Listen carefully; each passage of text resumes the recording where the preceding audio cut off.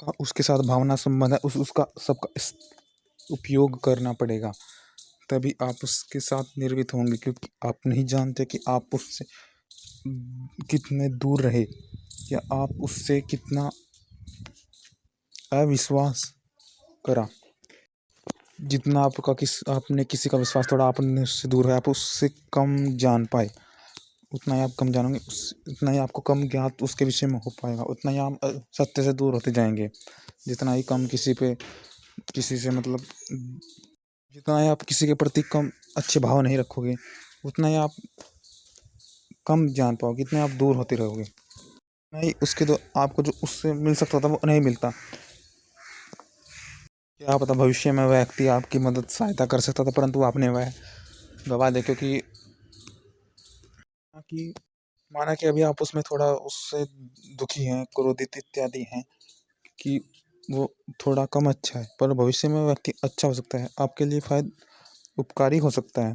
तो भले ही आपको उसमें थोड़ी सी अभी कमी दिख रही, तो ये नहीं होना चाहिए। देखो, थोड़ी सी कमी के आप भविष्य अपना और उसका नहीं गलत कर सकते, नहीं खतरे में कर सकते। सिर्फ क्रोधित मात्र से किसी को आप नहीं आंक सकते कि उससे बस उसके कर्म से क्रोधित हो गए। नहीं, भविष्य में अगर वह अच्छाई उसको मिल गई तो फिर आप कैसे रहेंगे, क्या पता भविष्य के गर्भ में क्या हो। छोटी सी गलत अंडरस्टैंडिंग जो भी है के कारण अगर आप अलग अलग आपने रास्ता चुन लिया, तो वो जो रास्ता चुनेगा आप वो नहीं चुनेंगे। मतलब समझने आ रहा है कि वो जो उसने जो अच्छाई का रास्ता चुना, आप उस अच्छाई से वंचित हो जाएंगे। आपने अलग मार्ग मतलब कहते हैं कि तो अपना क्रोधी आदि के कारण व्यक्ति को अपने इस जगह भी छोड़नी पड़ जाती है, अपना जहाँ उसका घर बार, जहाँ उसका जो उसे मिल सकता था उसको वो नहीं मिलने का। अब उसको वो उस कठिनाई से बचना है, क्योंकि वो अधूरा ज्ञान है, उसको अधूरा सीख पाया है, तो उस वही बच जाएगा, वही व्यक्ति बच जाएगा जिससे वह निर्मित होकर गया था। आप भी ऐसे व्यक्ति को बताएं कि जो मतलब जो क्रोधित में भावनाएं, जो छोटी सी बात पर वैर इत्यादि, थोड़ी बात पे अनबन हो जाती, उस ऐसे व्यक्ति कहीं पर हैं, उस ऐसे व्यक्ति की आप मदद कर सके, ऐसे व्यक्ति को आप उनके संबंध, उनके जो मित्र आदि हैं उनसे मिला पाए, तो सुलझन करा सकते, तो बहुत बड़ी बात होती है, क्योंकि ऐसे व्यक्ति सुलझन कर सकते हैं, क्योंकि पहली भावना की वजह से हम अधिक परिश्रम भी कर सकते हैं, अधिक परिश्रम करके हम कि वो व्यक्ति सुधर सकता है अधिक परिश्रम करके, अन्यथा तो बुरा कर सकते हैं। कह रहे थे कि मैं तो बुरा करने वाला था, परंतु अब सही कर तो परिश्रम करूँगा, क्योंकि मुझे कुछ इसमें रुचि नहीं लेनी, कुछ इसमें आनंद नहीं लेना, क्योंकि मैं तो आनंद में पहले भी नहीं था, मैं तो पहले भी बिना आनंद का काम कर रहा था, मैं तो पहले भी बुराई करने वाला था। अब मुझे कुछ नहीं मिल रहा था, अब तूने मुझे मित्र को मिलाया है, अब तूने मुझे ये इसका समाधान दिया है, इसको अच्छे को प्राप्त करा, इस वस्तु को प्राप्त कराया, तो मैं अधिक परिश्रम कर सकता हूँ, अपने मित्र से एक साथ जुड़ करके मित्र को पा करके वापस परिश्रम कर सकता हूँ और आगे बढ़ सकता हूँ। तो सुवध्वम और असपत्नम, ये दोनों हमने गुण बता दिए। अब इसमें प्रजा स्वीकर्ता है युष्माकम क्षत्रिय आदि नहीं, अब आगे वैसी बात है।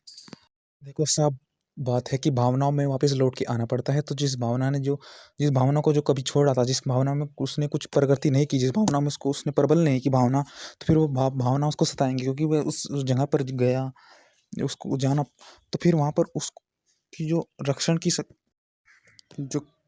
उसे बचा सकती थी वह भावना, वही उसकी भावना होती है, जो कष्ट